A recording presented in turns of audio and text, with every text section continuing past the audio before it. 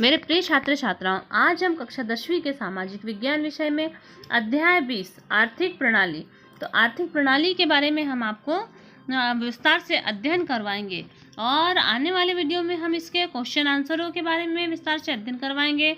लगातार इन वीडियो को देखिए और अपने उत्तर पुस्तिका में इनके क्वेश्चन आंसर भी नोट कीजिए और अपनी पढ़ाई जारी रखिए। यदि आपने हमारे चैनल को सब्सक्राइब नहीं किया है तो आप इस चैनल को सब्सक्राइब करें, लाइक करें, शेयर करें, बेल आइकन दबाएं ताकि जो भी लेटेस्ट वीडियो डाले जाएं उसकी नोटिफिकेशन आप तक तुरंत पहुंच जाए। देखिए, आर्थिक प्रणाली का अर्थ, सबसे पहले तो आप आर्थिक प्रणाली का अर्थ जानें कि क्या है आर्थिक प्रणाली। तो किसी देश के आर्थिक क्रियाओं का संचालन जिस व्यवस्था से होता है, मतलब किसी देश का कोई भी कार्य जिस व्यवस्थाओं से किया जाता है वही आर्थिक प्रणाली है। तो आपको परिभाषा भी याद करना है, किसी देश में आर्थिक क्रियाओं का संचालन जिस व्यवस्था से होता है वही आर्थिक प्रणाली कहते हैं। और प्रोफेसर A.K. ब्राउन के अनुसार आर्थिक प्रणाली एक माध्यम है जिसके द्वारा लोग अपनी जीविका का उपार्जन करते हैं। तो लोग अपनी जीविका का उपार्जन करते हैं वही आर्थिक प्रणाली है। ये J.K. ब्राउन की परिभाषा हुई। अब हम देखते हैं कि आर्थिक प्रणालियों के आर्थिक प्रणाली कितने प्रकार की है। तो आर्थिक प्रणालियां 3 प्रकार की मानी गई हैं, 2 पूंजीवादी, समाजवादी और मिश्रित अर्थव्यवस्था।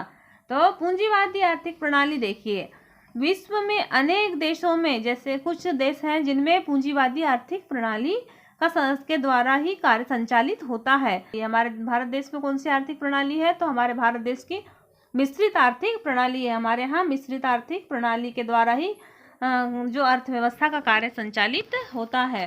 तो पूंजीवादी अर्थव्यवस्था का अर्थ है जिसमें निजी व्यक्ति का स्वामित्व होता है। तो जिसमें निजी व्यक्ति का स्वामित्व होता है वही प्रणाली क्या कहलाती है, पूंजीवादी आर्थिक प्रणाली कहलाती है। जैसे कि किसी कारखाने हैं या खेतों में व्यक्तियों का स्वामित्व केवल वो स्वयं व्यक्ति ही होता है। उसको लाभ हो तो स्वयं व्यक्ति का लाभ होगा, हानि होगी तो स्वयं उस व्यक्ति की हानि होगी। ये पूंजीवादी आर्थिक प्रणाली है। उसी प्रकार से समाजवादी आर्थिक प्रणाली, कार्ल मार्क्स को समाजवाद का जनक माना जाता है। आपको ये भी जानना है कि समाजवाद का जनक किसे मानते हैं, तो कार्ल मार्क्स को माना जाता है। अब इसकी परिभाषा देखिए, जिसमें अर्थव्यवस्था के साधनों पर सामाजिक स्वामित्व होता है। जो अर्थव्यवस्था के साधन है उसमें उसके ऊपर स्वामित्व किसका हो, सामाजिक स्वामित्व हो, ये सामाजिक आर्थिक प्रणाली है। और मिश्रित आर्थिक प्रणाली जिसमें सार्वजनिक और निजी दोनों क्षेत्रों के हाथ में होती है। जिस प्रकार से देखते हैं कि हमारे भारत में यदि हम स्कूलों को लिए जाएं तो सार्वजनिक एक सरकारी स्कूल भी होते हैं और निजी स्कूल भी होते हैं। यदि हम उद्योगों को लेते हैं तो उद्योग भी सरकारी उद्योग होते हैं और निजी उद्योग भी होते हैं। तो इस प्रकार की व्यवस्था को क्या कहा जाता है, मिश्रित अर्थव्यवस्था कहा जाता है। हम यदि बसों या परिवहन की बात करें तो देखिए कि निजी बसें भी चलती हैं और गवर्नमेंट की सरकारी बसें भी चलती है। तो हमारे यहाँ की अर्थव्यवस्था कैसी है, मिश्रित अर्थव्यवस्था है। भारत की अर्थव्यवस्था कैसी है, तो मिश्रित अर्थव्यवस्था है। अब हम देखते हैं कि आर्थिक प्रणाली की प्रमुख विशेषताएं कौन कौन सी हैं। तो आर्थिक प्रणाली की प्रमुख विशेषताएं देखिए, आर्थिक प्रणाली का मुख्य उद्देश्य आर्थिक समस्याओं को हल करना होता है। तो मुख्य उद्देश्य क्या है, जो अर्थ की समस्या है, धन की समस्या, उसको हल करना है। अर्थव्यवस्था की मुख्य समस्याएं क्या, उत्पादन किया जाए, उत्पादन किसके लिए किया जाए और उत्पादन कैसे किया जाए, ये प्रमुख समस्या होता है ना, कि हम किस चीज़ का उत्पादन करें और उत्पादन कर रहे हैं तो इसका उपयोग करने वाला कोई है या नहीं, और किसके लिए उत्पादन किया जाए, उत्पादन कैसे किया जाए, मतलब किसी भी वस्तु का निर्माण करना है तो उसे कैसे करेंगे, और जो चीज़ का निर्माण करेंगे तो उसे लोग खरीदेंगे या नहीं, ये सब चीज़ें की समस्या आती है। अर्थव्यवस्था में मानवीय आवश्यकताओं को संतुष्ट करने वाले साधन सीमित मात्रा में होते हैं। तो जो मानव की आवश्यकता को संतुष्ट करने वाले साधन कैसे हैं, सीमित मात्रा में हैं। आर्थिक प्रणाली के द्वारा मानवीय आवश्यकताओं की संतुष्टि के लिए साधनों के प्रयोग के तरीकों का चुनाव किया जाना चाहिए। फिर आता है आर्थिक प्रणालियों का समूह है। आर्थिक प्रणालियों का संबंध एक देश या देश के समूह से होता है और आर्थिक प्रणाली कैसी होती है, परिवर्तनशील होती है। अतः स्पष्ट है कि अर्थव्यवस्था से संबंधित विभिन्न समस्याओं को हल करने के लिए विश्व में मुख्यतः 3 प्रकार की प्रणालियां बनाई जाती है, पूंजीवादी, समाजवादी और मिश्रित प्रणाली, जिसके बारे में हमने अभी अध्ययन भी किया है।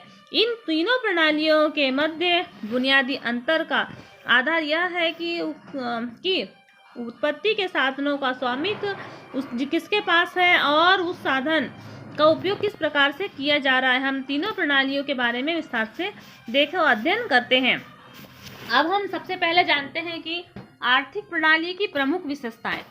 देखो, पाठ्य पुस्तक में यह अध्याय 20 में संपूर्ण पूरा पाठ में दिया हुआ है। इसकी विशेषताओं का भी पूरा वर्णन दिया हुआ है, और इसकी विशेषताओं का वर्णन यदि अपनी पाठ्य पुस्तक से आपको नोट करना है तो आप नोट कर सकते हो। मैं इसको आपको शार्ट में बता रही हूँ कि आर्थिक प्रणाली की विशेषताएं तीनों एक साथ बता रहे हैं, जिसमें से आपको इसके पॉइंटों को याद करके इसका वर्णन याद करना है और सारे जितने पाठ्य पुस्तक के प्रश्न हैं उसको नोट करना है। देखिए कि पूंजीवादी आर्थिक प्रणाली हम एक साथ इसलिए देख रहे हैं कि बहुत सारे पॉइंट इनके मिलते जुलते हैं और आप लोग कंफ्यूज ना हो। तो पूंजीवादी आर्थिक प्रणाली, सबसे पहला पॉइंट देखिए, उत्पत्ति के साधनों पर। तो हमने बताया था परिभाषा में कि निजी व्यक्ति का स्वामित्व होता है। तो पूंजीवादी आर्थिक प्रणाली में उत्पत्ति के साधनों पर किसका स्वामित्व होता है? निजी व्यक्ति का स्वामित्व होता है। और समाजवादी आर्थिक प्रणाली में किसका स्वामित्व होता है? तो समाज का या सामाजिक स्वामित्व में होती है। और मिश्रित अर्थव्यवस्था में किसका स्वामित्व होगा? तो सार्वजनिक और निजी दोनों क्षेत्रों का स्वामित्व होगा। तो सार्वजनिक एवं निजी का दोनों का सह अस्तित्व होगा। इस प्रकार से हमने पूंजीवादी और समाजवादी और मिश्रित अर्थव्यवस्था का पहला गुण देखे। आपको सारे गुण आराम से याद हो जाएंगे। फिर हम देखते हैं कि अगला, पूंजीवादी, समाजवादी और आर्थिक प्रणाली की हमने प्रथम विशेषता देखी। अब अगली विशेषता देखिए, आर्थिक। तो पहला पूंजीवाद में देखिए कि आर्थिक स्वतंत्रता, दूसरे में देखिए कि आर्थिक समानता, और तीसरे में भी आर्थिक स्वतंत्रता। तो देखिए कि आपको विशेषता याद करने में बहुत सहूलियत होगी कि आर्थिक, दूसरा पॉइंट है आर्थिक स्वतंत्रता। अब पूंजीवादी अर्थव्यवस्था में कोई भी व्यवसाय चुनने और उसे इच्छा अनुसार चलाने की स्वतंत्रता होती है। स्वतंत्रता तो एक जो निजी व्यक्ति, जो जिसका उद्योग है या जिसकी कृषि है, उस स्वयं व्यक्ति आर्थिक रूप से स्वतंत्र होता है। अगला हमने देखे, समाजवादी अर्थव्यवस्था में आर्थिक समानता पाई जाती है। तो समाजवादी अर्थव्यवस्था में आर्थिक समानता में देखिए कि आर्थिक समानता में देखिए, इस प्रणाली में उत्पादन के साधनों पर राज्य का नियंत्रण होता है। किसका नियंत्रण होता है? राज्य का। और साधनों का प्रयोग समाज के हित के लिए किया जाता है। इस प्रणाली में व्यक्तिगत लाभ का कोई भी स्थान नहीं होता। अतः यह समाज में आर्थिक समानता पर निर्भर करती है। मिश्रित अर्थव्यवस्था में भी आर्थिक स्वतंत्रता होती है। तो जैसे जो सार्वजनिक व्यक्ति जो सार्वजनिक क्षेत्र में है तो वो भी स्वतंत्र है और निजी क्षेत्र वाला भी स्वतंत्र है। इस प्रकार से इसकी दूसरी विशेषता हुई। अब हम देखते हैं कि आर्थिक नियोजित अर्थव्यवस्था, यह कैसी अर्थव्यवस्था? पूंजीवादी अर्थव्यवस्था नियोजित अर्थव्यवस्था है। इसमें सभी निर्णय केंद्रीय सत्ता या सरकार द्वारा लिए जाते हैं, किंतु पूंजीवादी अर्थव्यवस्था में नियोजित होती है। इसमें जो भी कुछ सरकार का कोई हस्तक्षेप नहीं होता। नियोजित अर्थव्यवस्था में सरकार का कोई हस्तक्षेप नहीं होता। जो भी कोई हस्तक्षेप है तो वो पूंजीपति का ही होता है। वैसे ही जो सामाजिक अर्थव्यवस्था है, इसमें सामाजिक आर्थिक नियोजन, इसमें आर्थिक नियोजन किसका होता है? तो सामाजिक का आर्थिक नियोजन होता है, समाज का आर्थिक नियोजन होता है, सरकार के हाथ में नियोजन होता है। और इसमें जो मिश्रित अर्थव्यवस्था है, मिश्रित अर्थव्यवस्था में आर्थिक नियोजन किसका होता है? तो ये इसमें निजी व्यक्ति और सार्वजनिक दोनों का आर्थिक नियोजन होता है। अब हम देखते हैं कि लाभ की भावना।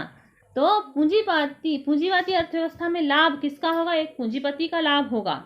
जो पूंजीपति व्यक्ति है वही लाभ कमाएगा। समाजवादी अर्थव्यवस्था ये सरकार के अधीन होती है। इसमें पूर्ण रोजगार की प्राप्ति होती है। लोगों को क्या मिलता है? रोजगार प्राप्त होता है। और लाभ का उद्देश्य देखते हैं हम मिश्रित अर्थव्यवस्था में लाभ का उद्देश्य। तो लाभ का उद्देश्य इसमें सार्वजनिक और निजी दोनों क्षेत्र वालों को लाभ प्राप्त होता है। फिर आता है पूंजीवादी अर्थव्यवस्था। इसमें शोषण पर आधारित अर्थव्यवस्था है।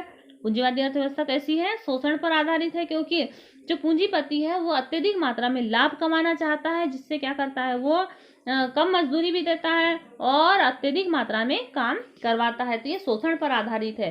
समाजवादी अर्थव्यवस्था में शोषण की समाप्ति होती है, क्योंकि सरकारी कार्य में होता है और इसमें शोषण कम मात्रा में होता है और पर्याप्त रोजगार मिलता है और आय भी पर्याप्त तो मिलती है। उसी प्रकार से हम देखते हैं सामाजिक सुरक्षा। सार्वजनिक जो मिश्रित अर्थव्यवस्था है, ये सामाजिक और निजी दोनों क्षेत्रों में सुरक्षित अर्थव्यवस्था है। इसी प्रकार से मूल्य यंत्र पूंजीवादी अर्थव्यवस्था में मूल्य यंत्र किसके हाथों में होता है? एक पूंजीपति के हाथों में होता है। मूल्य का निर्धारण कौन करेगा? तो एक पूंजीपति व्यक्ति करता है। उसमें कोई भी हस्तक्षेप नहीं कर सकता, न ही सरकार हस्तक्षेप करेगी। तो जो भी कुछ मूल्य निर्धारित करना है एक पूंजीपति के हाथों में होता है। कीमत यंत्र की समाप्ति। जो कीमत तंत्र है, समाजवादी अर्थव्यवस्था में कीमत तंत्र समाप्त हो जाता है, क्योंकि सरकार इसका कीमत का निर्धारण स्वयं सरकार करती है। और मूल्य यंत्र जो मिश्रित अर्थव्यवस्था है, मिश्रित अर्थव्यवस्था में मूल्य यंत्र सार्वजनिक और निजी क्षेत्र के लोग दोनों मिलकर के किया करते हैं। फिर आता है प्रतियोगिता। पूंजीवादी अर्थव्यवस्था में प्रतियोगिता अत्यधिक मात्रा में होती है, क्योंकि व्यक्ति अपने सामान को बेचने के लिए प्रतिस्पर्धा अत्यधिक मात्रा में करते हैं, एक दूसरे से कंपटीशन अत्यधिक मात्रा में होता है। उपभोक्ता भी कम से कम मूल्य पर अच्छी वस्तु खरीदने का प्रयास करते हैं और उत्पादकों में परस्पर प्रतियोगिता होने से अकुशल उत्पादन और प्रतियोगिताओं से हटा जा सकता है। तो ये प्रतियोगिता अत्यधिक मात्रा में होना। आर्थिक स्थायित्व, इसमें स्थायित्व क्या होता है? स्थायी रूप से आर्थिक विकास स्थायी रूप से होता है, क्योंकि ये सरकारी कार्य के अंतर्गत आता है। और इसमें आर्थिक समानता एवं सामाजिक न्याय। तो मिश्रित अर्थव्यवस्था में आर्थिक समानताएं पाई जाती है। निजी व्यक्तियों के हाथ में भी ये कार्य होता है और सार्वजनिक सरकारी व्यक्ति के भी हाथ में कार्य होने के कारण आर्थिक समानताएं पाई जाती है। इस प्रकार से हमने तीनों विशेषताओं को उनके बारे में एक साथ अध्ययन किया है। आप इनके पॉइंट देख लीजिए और एक बार अच्छे से तैयार कर लीजिए। देखिए कि मिश्रित अर्थव्यवस्था के पॉइंट: उत्पत्ति के साधनों पर निजी स्वामित्व, फिर आ गया आर्थिक समानता, नियोजन और अनियोजित अर्थव्यवस्था, लाभ की भावना, शोषण पर आधारित, मूल्य यंत्र और प्रतियोगिता। और आप इनका वर्णन करना कर लीजिए।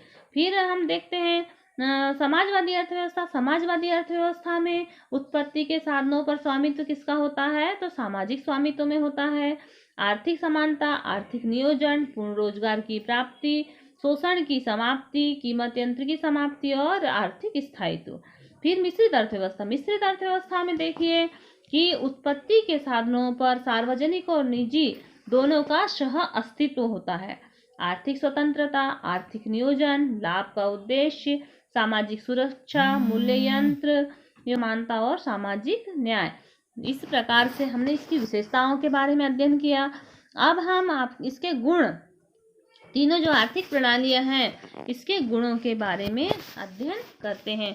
तो देखिए पूंजीवादी प्रणाली। पूंजीवादी प्रणाली के गुण देखिए। सबसे पहले हम पूंजीवादी प्रणाली के गुण देखते हैं। स्वसंचालित प्रणाली है। ये प्रणाली कैसी है? स्वयं संचालित करता है, क्योंकि निजी व्यक्ति स्वयं एक व्यक्ति रहता है तो स्वयं संचालित करने वाली प्रणाली है। इस प्रणाली में सरकार हस्तक्षेप नहीं करती। सभी आर्थिक गतिविधियों का संचालन मूल्य यंत्र तथा बाजार शक्तियों के आधार पर किया जाता है। फलतः इस प्रणाली को स्वयं संचालित प्रणाली के नाम से जाना जाता है। अगला पॉइंट है परिवर्तनशील है। पूंजीवाद में परिस्थितियों के अनुसार कार्य करना उसका गुण है, क्योंकि हम जैसे बाजार में जिस चीज की आवश्यकता पड़ेगी उसी चीज का वो उत्पादन अत्यधिक मात्रा में करेगा। तो ये परिवर्तनशील है। उत्पादन एवं आय में वृद्धि। पूंजीवादी प्रणाली के द्वारा पश्चिमी देशों में तेजी से प्रगति हुई है। इन देशों में लाभ की भावना और निजी संपत्ति के लालच में तेजी से विकास हुआ है। यह प्रणाली में प्रतियोगिता की भावना और तकनीकी स्तर में सुधार होता है। फलतः पूंजीवादी व्यवस्था में उत्पादन तथा आय में तेजी से वृद्धि होती है। फिर हम देखते हैं अगला पॉइंट, व्यक्तिगत स्वतंत्रता। पूंजीपति स्वयं व्यक्तिगत रूप से कैसा होता है? स्वतंत्र होता है। वो जैसा चाहे वैसा उत्पादन कर सकता है, जिस वस्तु का चाहे उस वस्तु का उत्पादन कर सकता है। उसी प्रकार से हम देखते हैं संसाधनों का कुशलतम प्रयोग। पूंजीवादी अर्थव्यवस्था में संसाधनों का उपयोग उचित मात्रा में होता है। क्योंकि ये एक निजी स्वामित्व में होता है, किसी एक व्यक्ति के हाथ में होता है, तो जितने संसाधन है उसका वो उचित रूप में उपयोग करता है। योग्यता अनुसार प्रतिफल, तो जो रोजगार या जो व्यक्ति को रोजगार दिया जाता है उसकी योग्यता के अनुसार उसको वेतन भी दिया जाता है, योग्यता के अनुसार उसको प्रतिफल मिलता है। आर्थिक विकास की तीव्र गति, और पूंजीवादी अर्थव्यवस्था में आर्थिक विकास तेजी से होता है क्योंकि पूंजीपति व्यक्ति अत्यधिक मात्रा में लाभ कमाना चाहते हैं, इसलिए आर्थिक विकास भी तेजी से होता है। अब हम देखते हैं समाजवादी आर्थिक प्रणाली। समाजवादी आर्थिक प्रणाली में संसाधनों का अनुकूलतम प्रयोग, संसाधन जितने हैं उसका उचित मात्रा में अनुकूलतम प्रयोग किया जाता है। समाजवादी आर्थिक प्रणाली में केंद्रीय नियोजन होने के कारण उत्पत्ति के साधनों का अनुकूलतम प्रयोग संभव होता है। नियोजन द्वारा संसाधनों को कम उत्पादकता वाले क्षेत्र में हटाकर अधिक उत्पादकता वाले क्षेत्र में प्रयोग किया जा सकता है। फिर आता है अगला पॉइंट, आर्थिक स्थायित्व। समाजवादी प्रणाली केंद्रीय नियोजन के कारण उपभोग तथा उत्पादन दोनों क्षेत्रों में पारस्परिक समन्वय पाया जाता है, जिसके कारण अर्थव्यवस्था में अति उत्पादन और कम उत्पादन की स्थिति उत्पन्न नहीं होती। आर्थिक समानता, पूंजीवादी प्रणाली में निजी संपत्ति और उत्तराधिकार के नियम और लाभ कमाने की प्रवृत्ति में कोई स्थान नहीं होता, इसलिए आर्थिक समानता पाई जाती है। सामाजिक सुरक्षा, ये सामाजिक रूप से सुरक्षित अर्थव्यवस्था है। इसमें बुढ़ापे की पेंशन, बेरोजगारी का भत्ता और बीमारी, चिकित्सा और बच्चों की शिक्षा आदि तक के लिए लाभ प्राप्त होता है। एकाधिकार की समाप्ति, किसी एक का अधिकार नहीं होता, इसलिए एकाधिकार की समाप्ति होती है। बेरोजगारी का अंत, क्योंकि अत्यधिक मात्रा में लोगों को रोजगार प्राप्त होता है, इसलिए बेरोजगारी का अंत होता है। शोषण की समाप्ति, जैसे पूंजीवादी अर्थव्यवस्था में शोषण होता है, लेकिन मिश्रित समाजवादी प्रणाली में शोषण का अंत हो जाता है। अब हम देखते हैं कि मिश्रित प्रणाली मतलब सरकारी और निजी दोनों के अस्तित्व वाली प्रणाली है। तो मिश्रित प्रणाली में देखिए, मानव संसाधनों का समुचित उपयोग करता है, मानव संसाधन का उचित रूप से उपयोग करता है। आर्थिक विषमताओं में कमी पाई जाती है, आर्थिक विकास में तेजी होती है, सामाजिक कल्याण में भी वृद्धि होती है, समाज का कल्याण होता है, स्वतंत्रता एवं प्रेरणा की उपस्थिति होती है, और धन के केंद्रीकरण और एकाधिकार पर भी रोक लगता है, और औद्योगिक शांति और सामाजिक सुरक्षा भी प्राप्त होती है। इस प्रकार से हमने इन 3 क्वेश्चनों का अध्ययन किए। एक तो प्रश्न में पूछा जाता है 5 नंबर या 4 नंबर में कि समाजवादी आर्थिक प्रणाली के गुण लिखो, या पूंजीवादी आर्थिक प्रणाली के गुण लिखो, या मिश्रित आर्थिक प्रणाली के गुण लिखो। तो आपको ये 3 क्वेश्चन तैयार हो गए, और इससे पहले भी 3 क्वेश्चन तैयार हुए थे कि पूंजीवादी आर्थिक प्रणाली की विशेषताएं लिखिए, या समाजवादी आर्थिक प्रणाली की विशेषता लिखिए, या मिश्रित आर्थिक प्रणाली की विशेषता लिखिए। अब हम इन तीनों के दोषों के बारे में जानेंगे। देखिए कि दोष क्या है। सबसे पहले देखते हैं पूंजीवादी प्रणाली के दोष। आय और धन की असमानता, क्योंकि यह पूंजीपति के हाथ में होता है, इसलिए पूंजीपति वर्ग जो बड़ा व्यक्ति है वो बड़ा ही बनता जाता है, और जो निर्धन है, जो मजदूर वर्ग है, वो निर्धन का निर्धन ही रहता है। तो आय और धन में असमानता वर्ग संघर्ष को जन्म देता है, क्योंकि पूंजीपति व्यक्ति यानी जो अत्यधिक धन कमाने वाला व्यक्ति है वो बड़े उच्च स्थान पर ही होता है, और निम्न स्थान वाला निम्न स्थान पर ही रहता है। तो ये वर्ग संघर्ष को जन्म देता है। आर्थिक अस्थिरता, धन के रूप में भी अस्थिर होता है। और फिर देखिए कि बेरोजगारी, इसमें पूंजीपति व्यक्ति क्या करते हैं, अत्यधिक मात्रा में रोजगार नहीं दे पाते। वो लोग क्या करते हैं कि कम मात्रा में ही रोजगार देते हैं, जिससे कि उनको अधिक से अधिक लाभ प्राप्त हो, इसलिए अत्यधिक लोग बेरोजगार हो जाते हैं।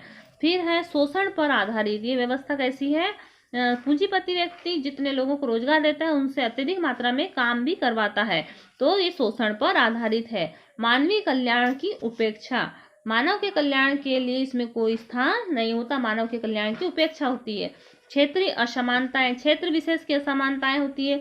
जिस क्षेत्र में रोजगार है उस क्षेत्र का में अत्यधिक मात्रा में विकास होगा, और क्षेत्र में असमानताएं उत्पन्न होती है। फिर हम देखते हैं समाजवादी आर्थिक प्रणाली के दोष। उपभोक्ता की संप्रभुता का अंत होता है। उपभोक्ता की जो संप्रभुता है उसका अंत होता है। समाजवादी प्रणाली में उपभोक्ता अपनी पसंद से वस्तुओं का उपभोग नहीं कर सकता। उसके अंतर्गत उपभोक्ता उन्हीं वस्तुओं और उन्हीं की मात्रा का उपभोग करता है जो राज्य उन्हें देता है। अतः समाज उपभोक्ता की संप्रभुता को समाप्त करता है। सत्ता का केंद्रीकरण सरकार के हाथ में होता है, इसलिए आम व्यक्ति इसके लिए कुछ भी नहीं कर सकते। उत्पादन कार्य में प्रेरणा का अभाव, समाजवाद में उत्पादन कार्यों पर सरकार का नियंत्रण होता है तथा व्यक्तिगत लाभ का कोई भी स्थान नहीं होता। ऐसी स्थिति में श्रमिक को अधिक कार्य करने की कोई भी प्रेरणा नहीं मिलती।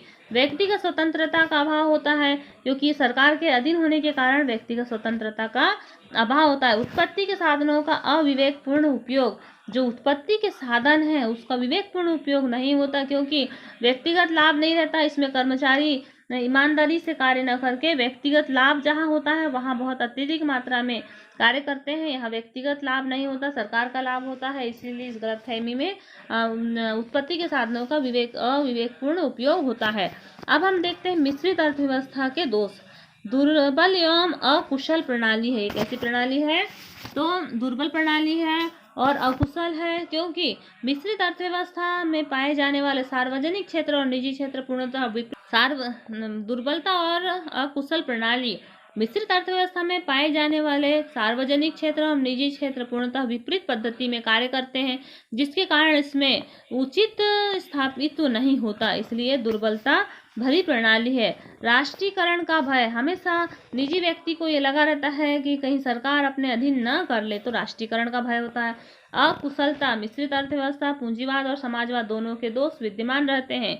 इस प्रणाली में न तो नियोजन तंत्र ठीक रहता है और न ही बाजार क्रियाशील होता है। फिर आता है निजी क्षेत्र का प्रोत्साहन नहीं। इस प्रणाली में सरकार सार्वजनिक क्षेत्र को अधिक महत्व देती है, निजी क्षेत्र को अत्यधिक मात्रा में महत्व नहीं देती।